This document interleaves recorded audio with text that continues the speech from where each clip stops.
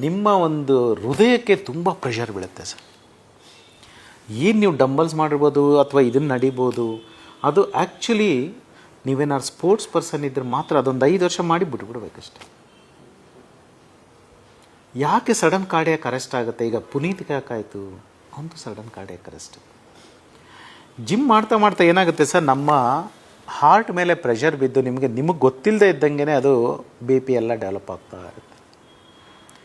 ಆ ಸ್ಪೀಡು ಮತ್ತು ಇದನ್ನು ನೀವು ಎಷ್ಟು ಬೇಗ ಯೂಸ್ ಮಾಡ್ತೀರ ನಿಮ್ಮ ಹಾರ್ಟನ್ನು, ಆ ಥರ ಅತಿ ಜಿಮ್ಮು ತುಂಬ ಡೇಂಜರು.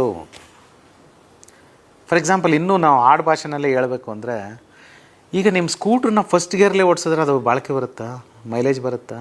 ಅದೇ ಥರ ಎಕ್ಸಸೈಸು ನಮ್ಮ ಟೆಕ್ಸ್ಟ್ ಬುಕ್ಕಲ್ಲಿ ಹೇಳೋದು, ನಾನು ಹೇಳಿದ್ನಲ್ಲ ಆಗಲೇ, 40 ನಿಮಿಷ ಹೋಗ್ತಾ 20 ನಿಮಿಷ ಬರ್ತಾ 20 ನಿಮಿಷ ಬ್ರಿಸ್ಕ್ ವಾಕ್ ಸಾಕು. ಮತ್ತು ಇವೆಲ್ಲ ಯಾಕೆ ಮಾಡ್ಕೊಂಡಿದ್ದೀರಾ ಸರ್? ಅದು ಅವ್ರನ್ನೇ ಕೇಳಬೇಕು. ಜಿಮ್ ಇಟ್ಟಿರೋರು ಇವೆಲ್ಲ ಕಮರ್ಷಿಯಲ್, 6 ಪ್ಯಾಕ್ಸ್ ಸರ್. ಇವೆಲ್ಲ ನೀವು ಸ್ಪೋರ್ಟ್ಸ್ ಪರ್ಸನ್ಗೆ ಅಥವಾ ಇದಕ್ಕೆ ಒಂದು ಸ್ವಲ್ಪ ದಿನ ಓಕೆ ಸರ್. ಜಿಮ್ಮು ನನ್ನ ಪ್ರಕಾರ ನಮಗೆ ಮಾರಕ. ಜಿಮ್ ಏನಿದ್ರು ನೀವು ಟ್ರೆಡ್ಮಿಲ್ ಅಥವಾ ಮನೆಯಲ್ಲಿ ಮಾಡೋದೆಲ್ಲ ಒಂದು 20 to 30 ಮಿನಿಟ್ಸ್ ಮಾಡಿದರೆ ಸಾಕು. ಜಿಮ್ಮು ಆಯಿತು, ಹಾಗಾದ್ರೆ ಯೋಗ ಸಜೆಸ್ಟ್ ಮಾಡ್ತೀರಾ ಸರ್? ಯೋಗನೂ ಕೂಡ ಈಗ ನಮ್ಮಲ್ಲಿ ಈಗ ಯೋಗ ಟೀಮೇ ಇದೆ ನಮ್ಮ ಜಯದೇವದಲ್ಲಿ. ಯೋಗದಿಂದ ತುಂಬ ಬೆನಿಫಿಟ್ಸ್ಗಳಿದ್ದಾವೆ ಸರ್. ಯೋಗ ಮಾಡಿದರೆ ದಿನಕ್ಕೆ ನಿಮಗೆ ಒಂದು ಅರ್ಧ ಮುಕ್ಕಾಲು ಗಂಟೆಯಿಂದ ಯೋಗ ಮಾಡಿದ್ರೆ, ಸ್ಟಾರ್ಟಿಂಗ್ ಫ್ರಮ್ ಸೂರ್ಯ ನಮಸ್ಕಾರದಿಂದ ಹಿಡಿದು ನೀವು ಯೋಗ ಮಾಡಿದ್ರೆ, ಪ್ರಾಣಾಯಾಮ ಮಾಡಿದ್ರೆ ಖಂಡಿತ ನಿಮ್ಮ ಹಾರ್ಟ್ಗೆ ಸ್ವಲ್ಪ ಬೆನಿಫಿಟ್ ಇರುತ್ತೆ ಸರ್. ಒಳ್ಳೆಯದು ಆಗುತ್ತೆ. ಅದಕ್ಕೆ ನಮಗೆ ಪೂರಕವಾದ ನಮ್ಮ ಸಂಶೋಧನೆಯಿಂದ ಸ್ವಲ್ಪ ಕನ್ಫರ್ಮ್ ಆಗಿದೆ.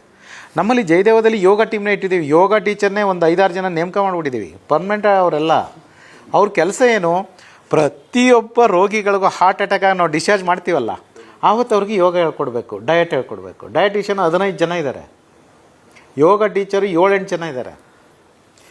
ಯೋಗ ನಮ್ಮ ಪುರಾತನ ಕಾಲದಿಂದ ಬಂದಿರೋದು ಸರ್. ಅದರಲ್ಲಿ ಸಾಕಷ್ಟು ಎಲ್ಲ ಥರದ ಬೆನಿಫಿಟ್ ಇದೆ ಅಂತ ನಮ್ಮ ಮಲ್ಲಾಡಿಹಳ್ಳಿ ಸ್ವಾಮೀಜಿಯಿಂದ ಹಿಡಿದು ಇಲ್ಲಿ ತನಕನೂ ಪ್ರೂವ್ ಆಗಿದೆ. ಏನು ಬೆನಿಫಿಟ್ ಸಿಗುತ್ತೋ ಅದು ಸಿಗಲಿ ಅಂತ ನಮ್ಮ ಯೋಗ ಮಾಸ್ಟರ್ಗಳಿಗೆ ಹೇಳಿ ಯೋಗ ಮಾಡೋದ್ರಿಂದ ಒಳ್ಳೆಯದೇ ಹೊರತು ಅದರಿಂದ ಏನು